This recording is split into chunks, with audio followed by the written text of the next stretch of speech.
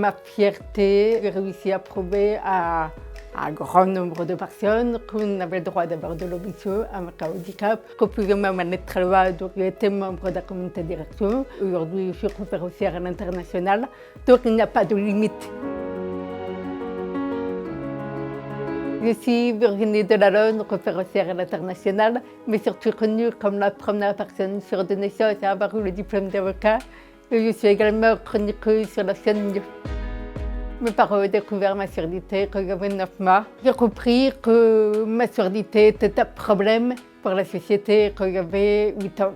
Parce qu'avant, je savais que je n'entendais pas, mais ça faisait partie de la diversité, comme la couleur de cheveux, la couleur de peau, le poids, etc. Et en fait, j'ai compris que non, ce n'était pas tout à fait exactement pareil. Au départ, ça a vraiment été après de la communication, de le regard des autres, en fait, qui avaient peur de communiquer avec moi, que ça se passe mal, avaient peur de ne pas me comprendre. C'est devenu un avantage quand j'ai arrêté de voir le verre à moitié vide. Quand je suis plutôt allée chercher tout ce que j'avais développé, des capacités de lecture, j'ai un très bon esprit de synthèse, je sais m'adapter, quelle que soit la situation. Je vais utiliser la reconnaissance vocale pour avoir le sous-titrage. Je vais utiliser un téléphone qui retranscrit par écrit tout ce que vous entendez de manière audio.